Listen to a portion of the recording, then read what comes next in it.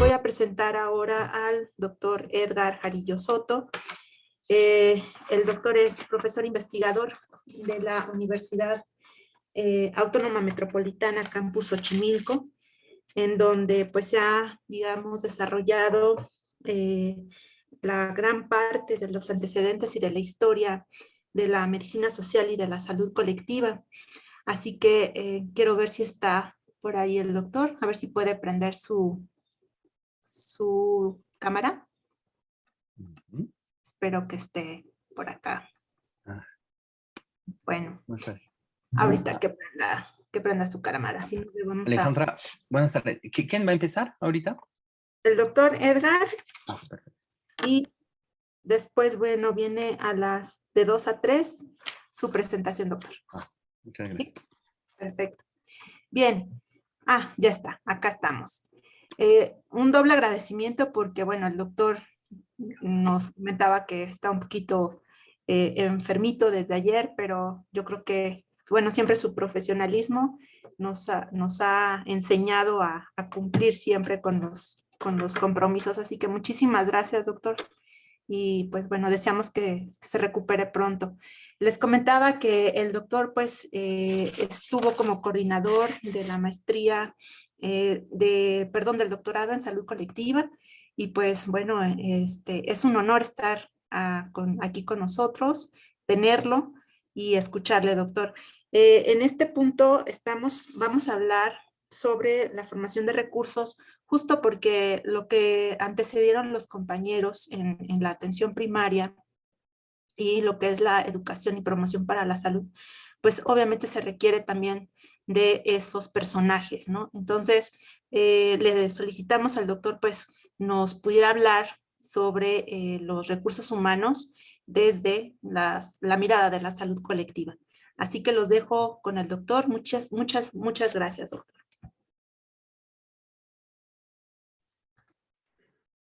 Gracias, Alejandra. Buena tarde, buena cera a todos, todas. Me da mucho gusto poder tener la oportunidad de compartir con todos los aquí presentes algunas ideas. Y agradezco la invitación a la participación en esta actividad dentro del este programa postdoctoral, muy particularmente a Alejandra, a Donovan, a Georgina, y bueno, pues aprovecho para saludar a algunos de quienes aún se mantienen aquí en esta larga sesión, que han sido muy largas siempre, pero muy productivas. A Bruno, creo que ya no está Cristian, pero de todas maneras, pues le expreso mis saludos y nos encontraremos seguramente en alguna otra sesión. Bueno, voy a compartir pantalla para tratar de ser un poco más didáctico, por lo menos esa es la intención, espero lograrlo. Aquí está, ustedes la pueden ver, ¿no? Sí, doctor. A ver, déjenme desplazar para poder poner, ahí está.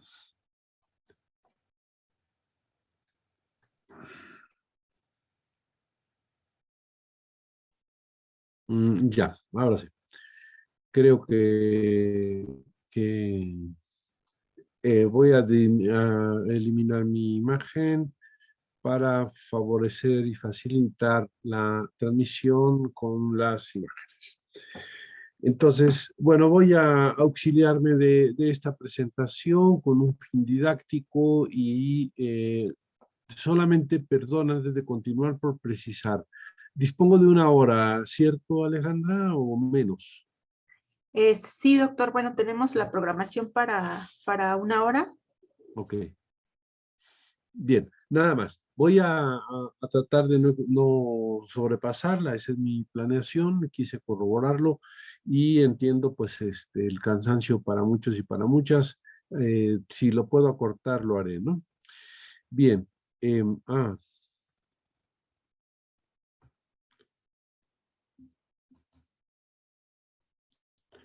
está. Bueno, voy a tratar 4 puntos en esta exposición, unos muy breves y otros muy largos. Pero espero que pueda servir para, más que obtener información empírica, que alguna de ellas ya fue tocada y mencionada en algunas otras presentaciones, lo que me interesaría es plantear el modelo de análisis con el cual estoy tocando el tema. Estos 4 puntos, no, la primera parte, el primero se refiere a este tema, y ahora haremos los señalamientos. El segundo, cómo recortar este objeto de conocimiento en una mirada de la salud colectiva y en con qué elementos articularlo para su comprensión y explicación. En tercer lugar, un conjunto de información empírica que nos permite dar cuenta del problema referido específicamente a México. Y el último, una breve conclusión. Perdón.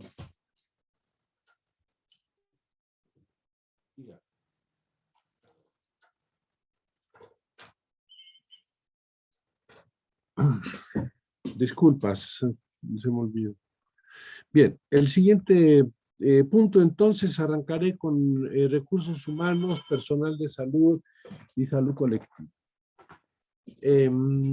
La primera interpretación importante para sentar al respecto es cómo ubicar en una lógica de la salud colectiva el proceso de personal de salud. Y tenemos 2 grandes elementos, el situado en este color beige, acerca del hecho primario que identifico como la salud de enfermedad, y la respuesta social organizada que se establece para dar respuesta justamente al hecho primario y que la podemos incorporar separar, perdón, en 2 grandes nociones. Por un lado, la conciencia social y la interpretación y conceptos, es decir, el nivel de interpretación y de simbolización que se puede elaborar respecto de la salud de enfermedad, y por otro lado,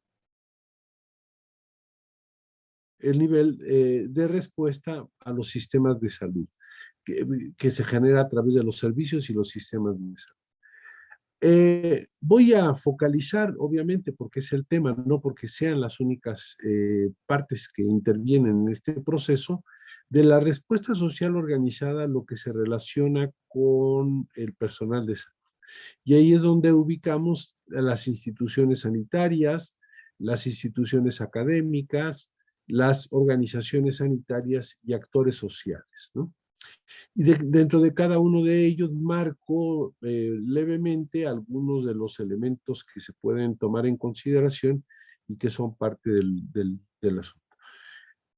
Perdón, estoy ahí ya. Y la formación la destaco porque me parece que, bueno, es un tema relevante, pero además es el enfoque particular en el cual yo pretendo incidir en este momento.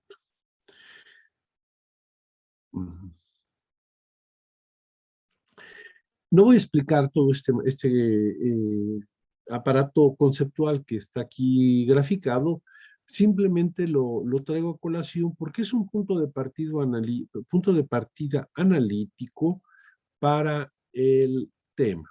Y entonces podemos ver que la idea se centra en la salud y una interpretación de esta noción marcada con ciertas coincidencias, pero con 2 interpretaciones, aunque muy cercanas, 2 interpretaciones divergentes: el derecho a la protección de la salud y el derecho a la salud, la cual el derecho a la protección de la salud ha llevado principalmente a las propuestas de reforma sanitaria basadas en la universalización de los servicios de salud a partir del aseguramiento vía mercado, y por otro lado han llevado también a la universalización como un concepto de acceso basado en el derecho a la salud. Entonces, En esta, digamos, gran posibilidad de interpretación que tenemos hoy día, el tema de profesionales de la salud y o, ahora haré unas precisiones conceptuales, recursos humanos o profesionales, perdón, o personal de la salud, profesionales o personal de la salud, nos permite ubicarlo en esta dimensión. Ontológica y epistemológicamente no quiero dejar pasar la oportunidad para referirme a una discusión que me parece trascendente dentro de la salud colectiva, que seguramente ustedes ya han tenido en algún otro momento, pero que se refiere a la forma de la aproximación que se puede generar tratando de establecer primeramente estas dos dimensiones, el nivel de análisis y el objeto de estudio. No sé si estas barras laterales inferiores están impidiendo la visibilidad o si la están viendo. No, está ¿Alguien? bien, todo bien, doctor. Okay. Entonces, esta primera dimensión de los niveles de análisis y el objeto de estudio, como es un gráfico que está un poco plasmado en un solo plano, la intención sería mucho mejor en una visión tridimensional, sin embargo, pues apelo a su intensa capacidad creativa y figurativa para imaginar que estamos en una visión tridimensional, donde el nivel de análisis marca un tema que es muy relevante para la salud porque pues incorpora para este objeto primario, este hecho primario y para la respuesta social organizada, incorpora diferentes niveles. Ya lo comentaba en la intervención anterior Georgina Contreras acerca de una experiencia concreta y veíamos cómo se relacionaban estos niveles subindividual, individual y colectivo. No porque cada uno de ellos sea más importante que el otro en una primera aproximación, sino porque los tres niveles tienen que relacionarse con el mismo objeto. Y por otro lado, esos niveles de análisis se pueden expresar en objetos de estudio particulares, que son en este caso ilustrado con las células, los tejidos, órganos, en individuos como entes unitarios y o en las sociedades humanas. Entonces, la dificultad de analizar lo colectivo a nivel de célula, tejido, pues es un poco contradictorio, ¿no? Porque no tienen un nivel de existencia de objeto en tanto el nivel de análisis. Y por otro lado, esta tercera dimensión que nos da una perspectiva desde la organización científica que disponemos hoy día, aunque también es cambiante y aunque también hay una modificación de sus límites y sus fronteras. Pero en dos grandes dimensiones podemos ubicar a las ciencias biológicas y es que tengo medio problemas con el cursor. A las ciencias biológicas como un dominio muy establecido dentro de las ciencias y a las ciencias humanas. Y a su vez, regiones científicas dentro de esta organización de la ciencia que correspondería a las ciencias biológicas y a las ciencias sociales. Y en el medio podemos encontrar una interacción entre este nivel y este otro que por ejemplo, están las ciencias médicas.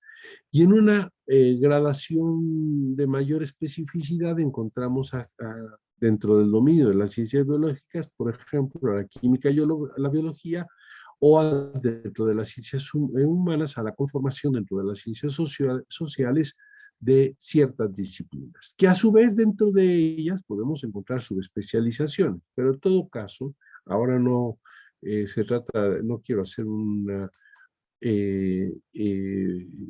exposición muy exhaustiva al respecto. En todo caso, lo que sí quiero señalar con esta idea es de que para entender este nivel de análisis colectivo con un objeto de estudio que incluye diferentes niveles de existencia del objeto, se requiere una aproximación científica multidisciplinaria, por decirlo menos, sino es que interdisciplinaria frecuentemente. Y entonces, aquí, en esta parte de la respuesta social organizada y ubicando aquí al personal de salud, a los profesionales de la salud, a los recursos humanos en salud, pues la perspectiva más afín que tenemos es la que nos brinda la de las ciencias humanas, las ciencias sociales y la mirada sociológica y educativa. Perdón. Con esto podemos entonces empezar a marcar una interpretación, perdón, podemos empezar a marcar una interpretación de nuestro objeto de conocimiento, que todavía lo tengo enunciado en esta dimensión de multiplicidad, y que pues a su vez conjunta diferentes elementos necesarios para tomar en cuenta. Nos vamos a referir en mi exposición por profesionales de la salud a estas áreas comprensivas de la medicina, enfermería, odontología, nutrición, psicología, promoción o educación para la salud, ¿no? Como las más características, aunque pueda haber otras, en términos no solamente de profesiones de nivel licenciatura, sino de nivel técnico, y también las caracterizaciones de posgrado. Ese es uno de los problemas que al final voy a referir. Entonces, estas profesiones, los profesionales de la salud constituyen el objeto de conocimiento. Bueno, lo que está marcado en color naranja se me pierde, no sé dónde. Bueno, y estas diferentes dimensiones que inicialmente pueden tomarse en cuenta. A ver. Ahí está. Este problema conceptual es un asunto de recorte también de objetos de la realidad. El tema de recursos humanos ha sido el concepto con el cual más nos hemos referido y nos seguimos refiriendo hoy día, a pesar de que hay muchas críticas muy fuertes para interpretar a los profesionales de la salud desde la óptica de recursos humanos. Pero históricamente, desde el siglo pasado, buena parte del siglo pasado, desde los años 30, nos referimos a recursos humanos para la salud. Y ha sido, a pesar de sus críticas, ya decía, ha mantenido este concepto su presencia en el ámbito en general de la salud y aún en el campo de la salud colectiva de la medicina social. Pero es un ámbito que es muy abarcador, como se puede tratar de comprender en este gráfico, la zona gris corresponde a esto. Es el más amplio. Pero dentro de ellos, dentro de ese espacio, tenemos, bueno, es que no entiendo por qué.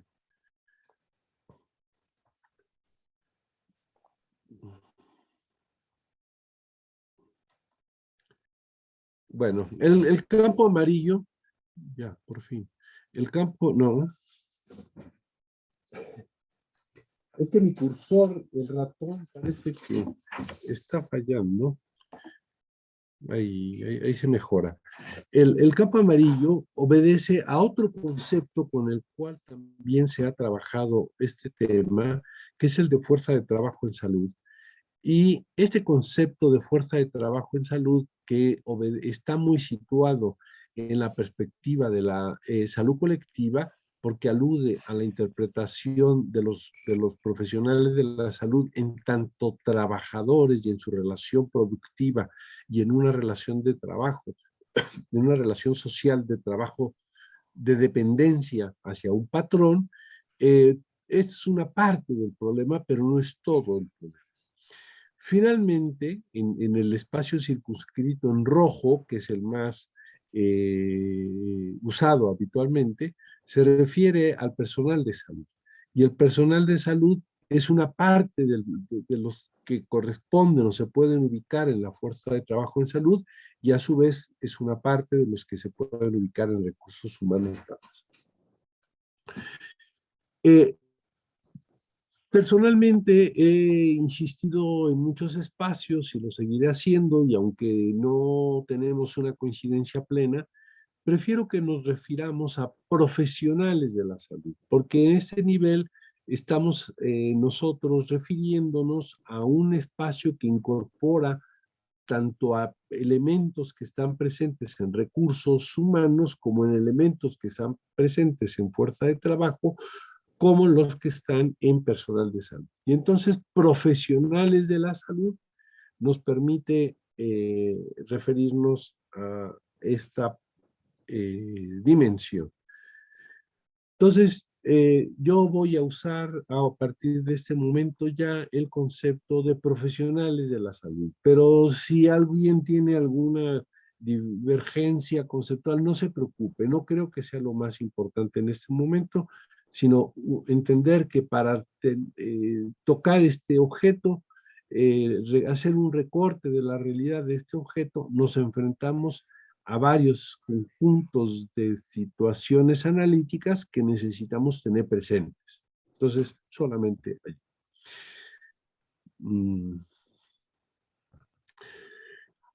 Ahora,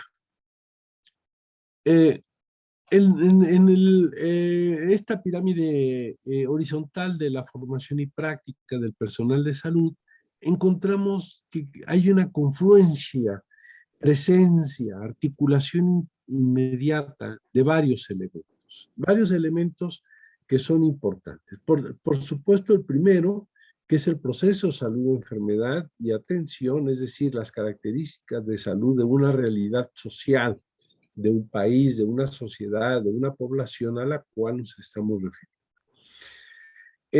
Esta relación con las condiciones, distribución y determinantes de la salud y enfermedad se relacionan con las políticas de salud.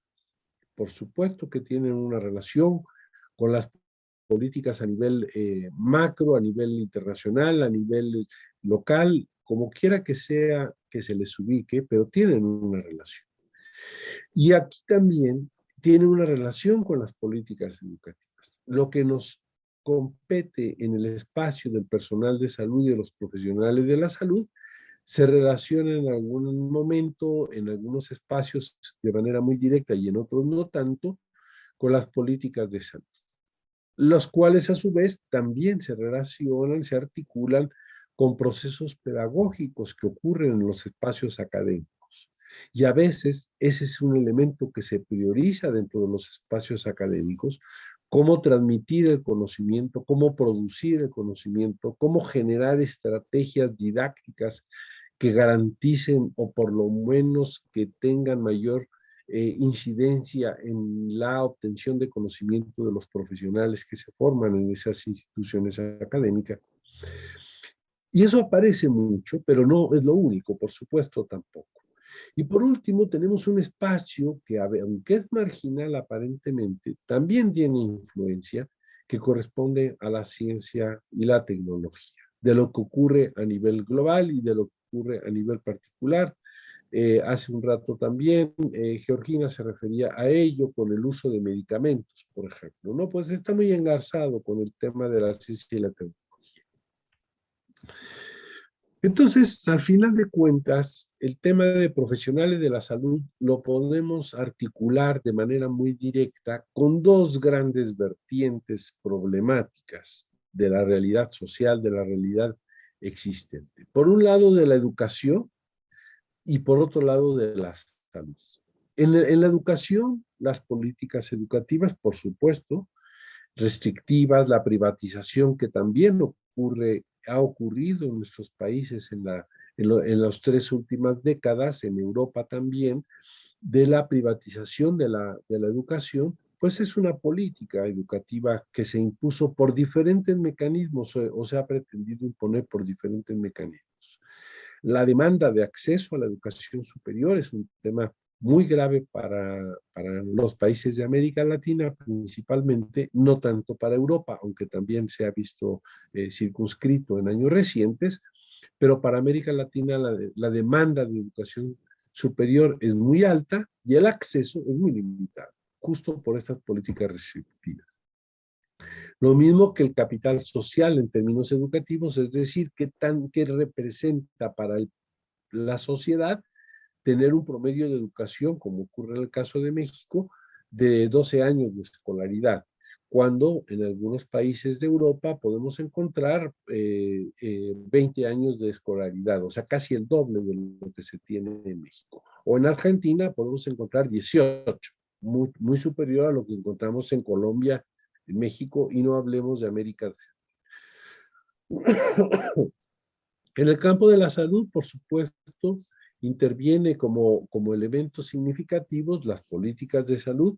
Indudablemente se ha venido señalando desde muy temprano, el día de hoy por lo menos que yo he estado escuchándolo, se ha señalado varios elementos significativos de las políticas de salud, pero también las situaciones de salud y enfermedad.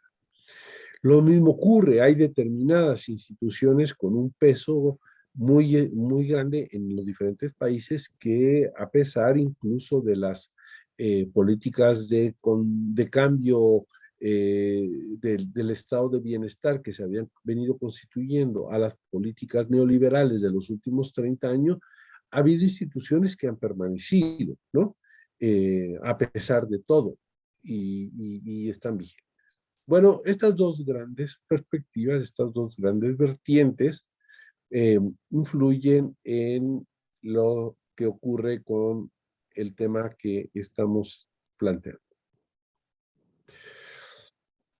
Bien, ¿cómo en la realidad desde la salud colectiva, entonces, más allá de esta problematización que yo he mostrado ahora, podemos dirigirnos a analizar el problema? Yo quiero poner dos ejemplos, en este caso, muy concretos. Uno, aquí va, no me voy a detener ahora a exponer detalladamente este cuadro, pero lo que pretendo es mostrar que, por cierto, también alguien mencionó hace rato, no recuerdo quién fue, pero entre determinantes y determinación. No es que no tengan relación, ni mucho menos que o los unos o los otros, en cuanto a la determinación de la salud de enfermedad o a los determinantes de salud de enfermedad. La interpretación que nosotros hacemos al respecto es que la determinación es la explicación de la matriz que nos permite ubicar a los diferentes procesos en un determinado ámbito. Y esa matriz está ordenada, es decir, la determinación de ese proceso ocurre a partir de las condiciones económicas que marcan la pauta de lo que ocurre en un determinado momento y en una determinada realidad. Y esa es lo que aquí yo muestro como la periodización y los rasgos económicos en el caso de México y en el caso de la interpretación de los problemas de los profesionales de la salud. Puede ser, y esto quiero dejarlo explícitamente marcado, que para esta misma realidad, pero para el análisis de otro problema, voy a plantearlo, políticas de salud, la organización de la periodización cambia. Es posible. No quiero decir con ello que la periodización se elabora de una vez y para siempre. No, depende. Depende porque hay rasgos de la producción económica que organizan la determinación que pueden ser distintos. Pero lo que no podemos evitar, y esa es la tesis con la cual expongo esta idea en este cuadro, lo que no podemos evitar es establecer esa caracterización de lo que nos permite explicar qué ocurre en el conjunto de procesos. Y aquí he tomado estas periodizaciones. 2005-2018, por ejemplo, llamo la atención de todos, porque parece de todos los quienes están en la sesión, porque pareciera que íbamos muy lineales en términos de décadas, pero no. Aunque en un momento lo podamos hacer así. Por ejemplo, el 2005-2018, porque es la entrada en vigor plena en el caso de México del Seguro Popular, aprobado en el 2003, instrumentado en sus bases en 2004, pero fuertemente aplicado en el 2005. Entonces, por eso ese momento de separación entre un momento y otro, ¿no? Bueno, aquí identifico y se resalta principalmente lo que es el paradigma que ha prevalecido en salud, ¿no? Un poco, requiere una explicación mucho más larga, pero ahora no me voy a detener en ello. Y acá en la tercera columna del lado derecho, ¿qué ocurrió? ¿Qué se tomó? ¿Cómo se afectó la formación de personal de salud a partir de este paradigma y a partir de las condiciones económicas y sociales que prevalecieron en estos periodos? Entonces, una primera, con este esquema rápido, ustedes medio habrán leído ya algunas ideas aquí plasmadas, pero con este esquema lo que pretendo compartir es la idea de la necesidad de no dejar en el aire al concepto, por más importante que sea, si no se le relaciona con los elementos que lo explican. Y en este caso, insisto, el elemento explicativo principal es la condición de determinación económico-social. Ay, perdón. De allí podemos derivar entonces estos dos grandes elementos que ya desde la última diapositiva del punto 1 aparecía. A los profesionales de la salud los podemos entonces, o a los recursos humanos, o la fuerza de trabajo en salud, la podemos ubicar en dos grandes componentes, ¿no? Descomponemos ese objeto complejo en dos grandes objetos a su vez. Uno, la práctica de los profesionales, la práctica social, las formas como ejercen la profesión, la forma como la sociedad la demanda, la forma como históricamente se ha conformado, etc. Y los procesos de formación, es decir, lo que se requiere realizar para la existencia de esos profesionales de la salud. Y a su interior de cada uno de ellos, de esos dos grandes objetos, podemos ubicar algunos elementos. Algunos ya lo mencioné, voy a reiterar aquí. Para la práctica podemos señalar la cantidad. Es un tema recurrente. Desde la mañana Gabriela Ríos ya hacía algunos comentarios, presentaba en el panel unos datos de México que yo voy a repetir, no lo sabía que lo haría, pero bueno, espero que no se saturen mucho. Pero también en los procesos de práctica, temas que han aparecido desde tiempo atrás y que siguen siendo vigentes o que han aparecido en los años recientes, ¿no? La capacidad técnica para hacer las cosas, la medicina basada en evidencia, etcétera. Un conjunto de problemas que tienen que ver con estas capacidades técnicas, científicas y profesionales. Pero también en la práctica la inserción laboral y profesional, que tiene que ver más en su relación que ya mencionaba con la fuerza de trabajo.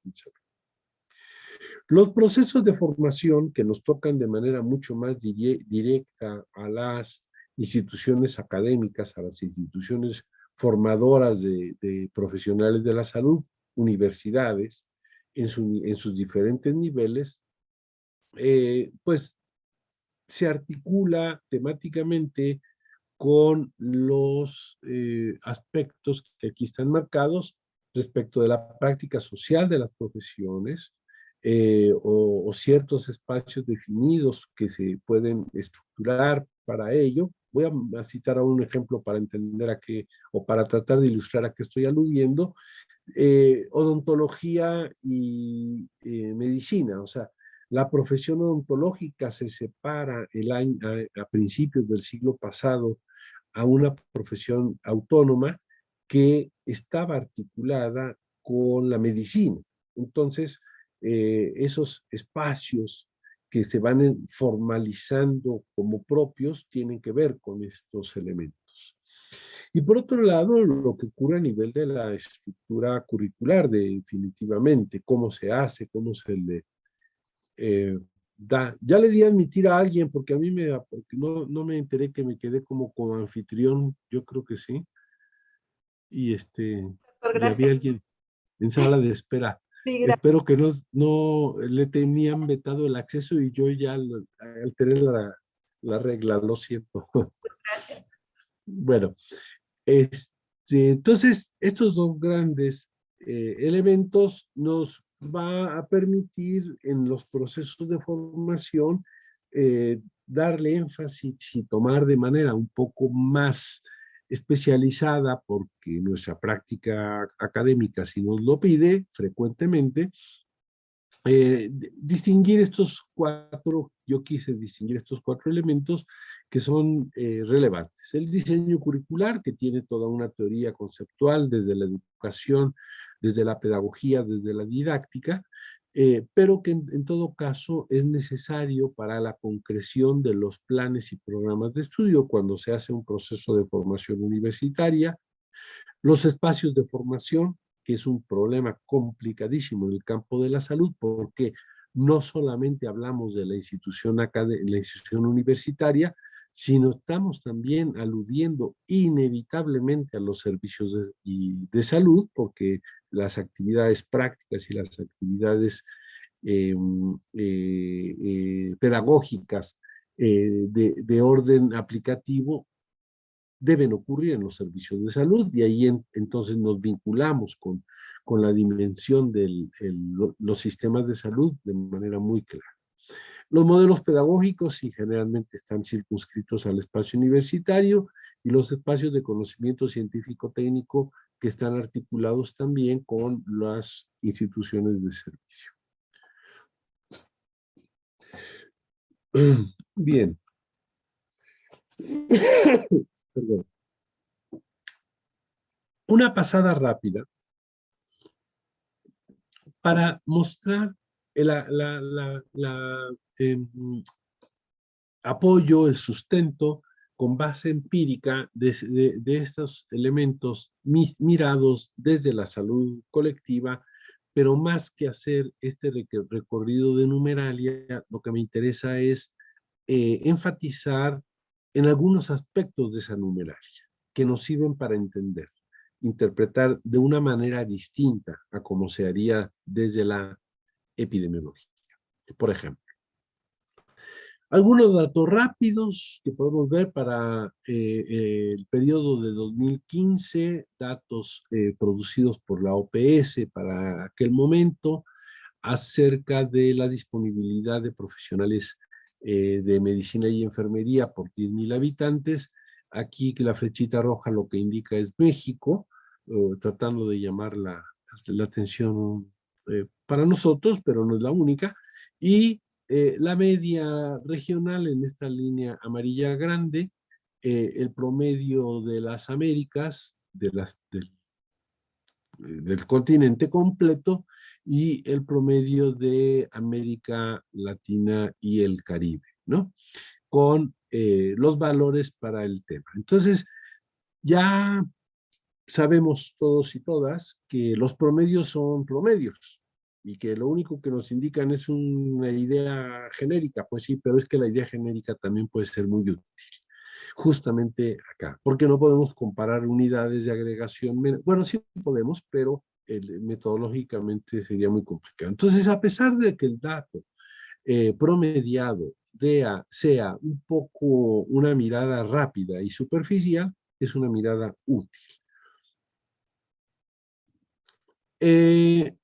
Separado el tema en cuanto, con un dato más reciente, esto apenas lo obtuve la semana pasada, bueno, no lo obtuve, me lo enviaron de la CEPAL, porque estoy suscrito, no porque tengan alguna deferencia particular conmigo, la gente de CEPAL, sino porque cada que hay un nuevo dato lo puedo recibir y ya lo bajo yo. En este caso, CEPAL habla aquí de los doctores de abajo y de los enfermeros por el otro. No, bueno, ya envié una anotación de esta denominación de género por un lado y desfasada de la historia coyuntural. Pero bueno, los valores siguen siendo importantes a nivel de promedio, aún con ello, ¿no? Y entonces, por ejemplo, en esta gráfica de profesionales de la medicina, el promedio de Latinoamérica y el Caribe anda por 2, o sea, muy bajo, ¿no?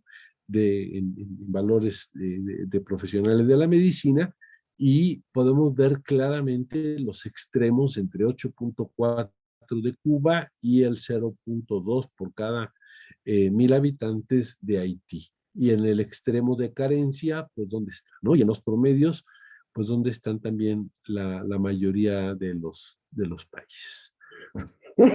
Caso similar, y solamente por la comparación que aquí se hace con la OSD, dado que tiene estos valores altos, aparentemente, pero que marcan una pauta de por dónde está el modelo de atención también, y la necesidad de profesionales, ¿no? 8.8 profesionales de enfermería por cada 1000 habitantes, respecto del promedio de América Latina, que apenas llega a los 2.8, y México, que es el caso. Entonces, datos de una primera mirada que nos dicen, pues algo pasa seriamente, carencia de manera notable. En el caso de México, por ejemplo, ya tratando de decir, bueno, hace pocas semanas en México hemos tenido, para quienes desde México están conectados en esta sesión y para quienes no, déjenme hacerles una brevísima introducción en un gran debate, ¿no? Donde las autoridades de salud actual y la presidencia de la República decían es que México no tiene suficientes profesionales, estamos necesitando muchos más, y el punto se detonó por la posible contratación de 585 profesionales de la medicina de Cuba para que vinieran a atender a México. Por supuesto, la reacción a manera similar de lo que pasó en Brasil en su momento con más médicos, en Venezuela con Barrio Adentro, en Bolivia, en la misma Argentina con algunos apoyos, pues ahora con México la derecha, la posición de derecha, reaccionó violentamente. Bueno, pues los datos, a pesar de que la propia rector de la Universidad Nacional Autónoma de México dijera que no faltaban médicos o profesionales de la medicina, y los miembros de la Academia Nacional de Medicina, que al final pertenecen al mismo grupo académico-político, sostuvieran lo mismo, que no faltaban, y toda la posición, pues los datos dicen que sí, que faltan. Y no solamente que faltan, sino que faltan muchos. Como pueden ver en esta gráfica, tanto para medicina como enfermería, comparando dos periodos de 3 años y los mismos datos para la Organización de Cooperación Económica de Europa y de México. Las diferencias, muy breves, aquí este gráfico es rápido, es que mientras que la OSD en este proceso de 3 años, perdón, logró aumentar rápidamente su promedio, en el caso de México, para medicina disminuyó abruptamente, es decir, la población creció mucho más que la proporción de formación de profesionales de la medicina, y ese es un rezago que más adelante, enseguida voy a mostrar, aunque la enfermería sí avanza. Nuestro problema no es solamente de disponibilidad absoluta en términos de promedio, sino también es un asunto de disponibilidad regional, algo que ya también en algún momento anterior, lamento mucho no tener el nombre en la memoria, alguien de Brasil que hablaba, si me ayudas Alex, no era Cristian, era ¿quién? Eduardo. Creo que sí, Edu, sí, era él. Que decía, pues es que el problema es que hay muchos Brasiles, decía él. Bueno, pues el problema es que hay muchos Méxicos y hay muchas diferencias subnacionales en cada uno de los países. Aquí vemos cómo estos 4 estados que son los de mayor rezago tuvieron un crecimiento aparentemente mayor a los estados del país con más alto desarrollo económico, índice de desarrollo humano y menores dificultades de acceso a los servicios. La Ciudad de México, que está en la base de acá, el dato primero de la base, muestra claramente que es la que tiene mucha mayor concentración de profesionales, a pesar de que en el país el dato es positivo en términos generales, el promedio nacional, la diferencia regional. Y acá, visto por tendencia, desde el año 2004 hasta el año 2016, que es cuando la serie de datos era más homogénea y se podía comparar, después ha tenido algunas variaciones, aunque ya se están ajustando y se podrán mantener la tendencia. Por ahora, lo único que pretendo en el periodo neoliberal mostrar claramente cómo la Ciudad de México, bueno, todos han tenido una tendencia de incremento. Eso hay que reconocer. Leve, pero una tendencia de incremento. La Ciudad de México, ya separada de los datos, sí, separada la tendencia de los datos de los otros estados, no solamente ha mantenido la misma tendencia, sino que además ha mantenido un incremento. La proporción es muy leve, la proporción de separación entre la Ciudad de México y los demás estados es leve, pero se mantiene. Un dato, por ejemplo, rápido, el estado de Colima, para quienes no están en México, es muy extraño. Algo extrañísimo pasa en este estado del occidente del país. Es un estado pequeño de la costa del Pacífico. Colima tiene valores, después de la Ciudad de México, son los más altos. No hemos logrado encontrar una explicación convincente de por qué. En términos relativos, porque no son valores absolutos, son médicos por profesionales de la medicina por habitantes. Y sin embargo, Colima no debiera estar en este valor y lo mantiene constante, alto y incremento también constante. Bueno, nuestra realidad actual, con cálculos distintos y más o menos coincidentes y a veces muy divergentes, pero encuentra esta realidad. Yo quiero centrar aquí rápidamente 3 elementos. Que los cálculos propios no son iguales, pero son semejantes, ¿no? De estos profesionales de la medicina disponibles, a una tasa de proporción similar a la de la OCDE, significa que nos faltan aproximadamente este número de profesionales de la medicina, de los cuales 123,000 debieran ser profesionales de la medicina general y 72,000 como profesionales con algún grado de especialidad. Ahorita bueno, enseguida verán otro dato. Para los médicos generales, aquí un dato que no es exactamente el mismo, pero que al final de cuentas, por eso lo quiero señalar, en una declaración de esta persona, el 20 de agosto, perdón, de hace 2 años, ya casi 3, encontraba este valor de ausencia, y aquí, 73,000, ¿no? Para tener una tasa de 2,3, o sea, una tasa baja todavía. Sin embargo, había este señalamiento. Más o menos para la misma, bueno, unos meses después de ese año, se señala igualmente esta carencia de especialistas para los valores que se tienen. El caso del IMSS, en un ejercicio que el Instituto Mexicano del Seguro Social, el Instituto de Seguridad Social más grande del país, como ya se mencionó también anteriormente, tratamos de establecer con base a una metodología escalada la necesidad de personal de medicina, de enfermería, de otro nivel técnico, e incluso de niveles administrativos. Y lo que encontramos son los datos que están aquí.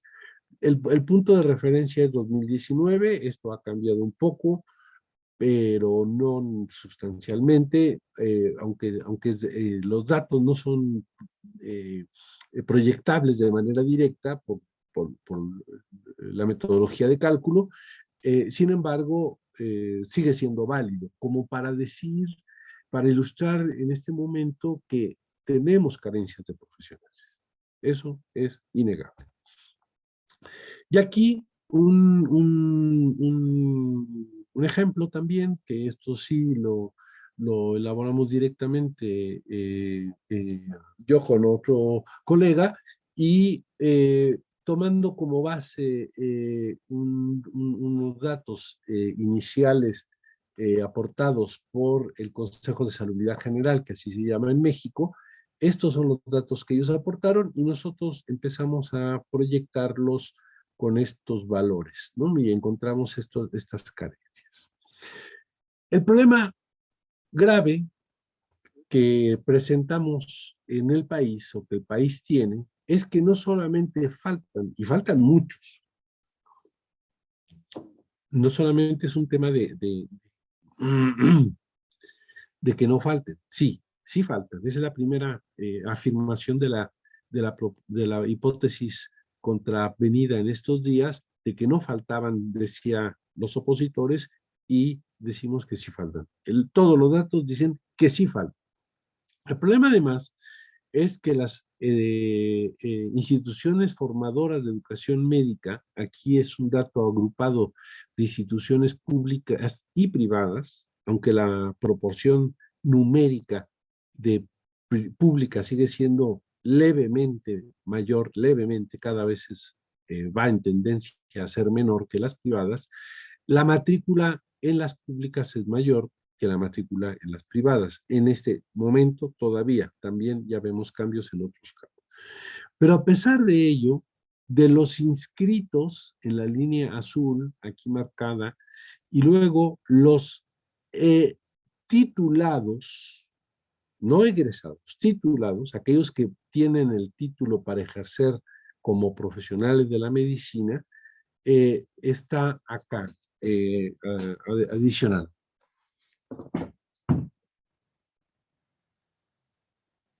Perdón.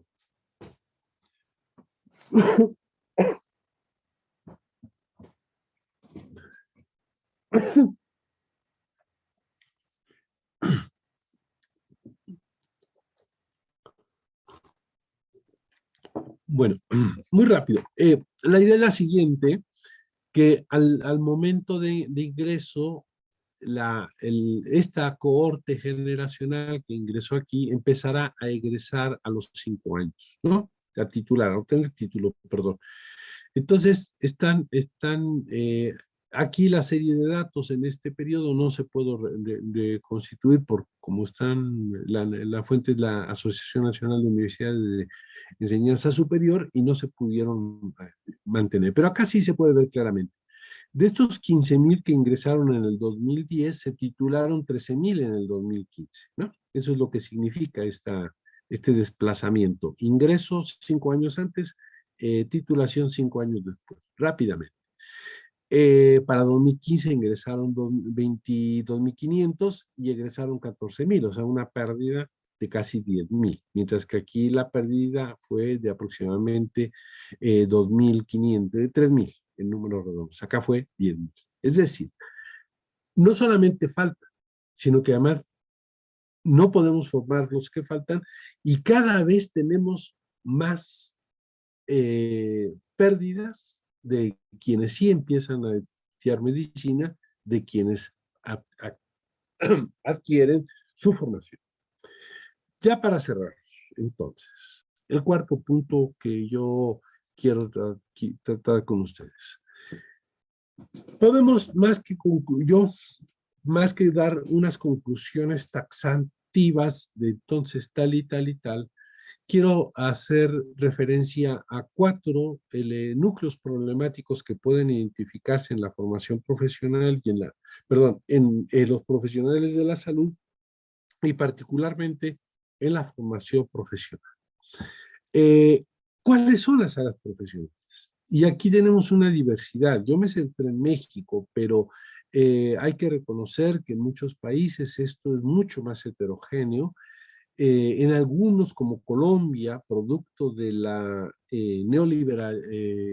de la presencia del neoliberalismo tan abrupta, tan violenta, en desmantelar lo que existió, también se generaron una cantidad de profesionales de la salud propias, adecuadas, necesarias, incluso podría decir, para el modelo de medicina de mercado que se ha establecido en Colombia. Entonces, yo me estoy tomando el referente principal de México, como dice, desde el encabezado, pero no dejo de reconocer que hay otros elementos, ¿no? Entonces, las áreas más significativas son estas tres, donde hay coincidencia, pero hay otras que ya desde hace rato mencionaba, nutrición, en el caso de México, nutrición y en otros países también, psicología eh, eh, y algunas otras, y a niveles complementarios o de auxilio. Entonces, necesitamos ver en qué condición concreta, bajo qué circunstancias históricas particulares se requieren ciertos profesionales.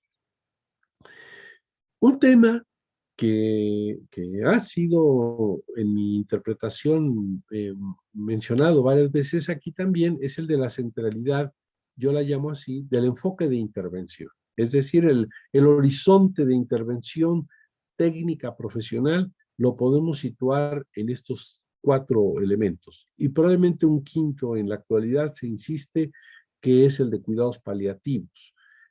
Pero por lo pronto yo me quedo con los cuatro más tradicionalmente aceptados, ¿no? Y entonces, un profesional de la salud, de medicina, para poner un ejemplo, que interviene en la prevención, en el diagnóstico, en el tratamiento y en la rehabilitación, ¿qué nivel de intervención tiene y debe tener? Sobre todo porque eso se relaciona con el espacio de organización de los servicios de salud y de la práctica profesional. Porque si se plantea principalmente que se va a realizar para la práctica profesional privada, bueno, pues la discusión adquiere un carácter totalmente distinto. Pero si la formación se va a realizar para que tenga una intervención en estos cuatro aspectos del horizonte de intervención, en un modelo de atención que prevalece, que pretende fundamentarse en el primero, el primer nivel de atención, y no en el segundo o no en el tercero, pues entonces la discusión es otra, totalmente distinta. Y en dos profesiones tenemos un tema fuerte. En medicina y enfermería, no son las únicas, pero son las fuertes. La discusión entre formación generalista y en formación de especialidad. No hay discusión, se requieren especialidades. Claro que sí, eso hay que dejarlo sentado. El problema es si la orientación de la formación es hacia la especialización, sea cual sea, o la formación es hacia la formación generalista y en una segunda instancia a la especialista. Pero lo que hoy tenemos dominantemente en México es que la formación universitaria en el 98%, y eso quiere decir que son de 4 a 5 honrosas excepciones universitarias en el país, que aunque sea declarativamente, no tienen una orientación a la formación especializada, sino a la formación de medicina general. Y en enfermería está pasando lo mismo, cada vez más, ¿no? Se tiende a generar una formación especializada que es necesaria, reitero, que sí es necesaria, pero que no se debe. Entonces, no se debe focalizar allí. Entonces, estos cuatro núcleos problemáticos, más que ser soluciones, lo que están abriendo es la discusión en otro nivel, pero abriendo la discusión de lo que continúa con la formación de profesionales de la salud como responsabilidad muy importante para muchos de nosotros y de nosotras. Con esto termino. No me queda más que agradecerles su atención, su presencia a todos y a todas. Quedo atento.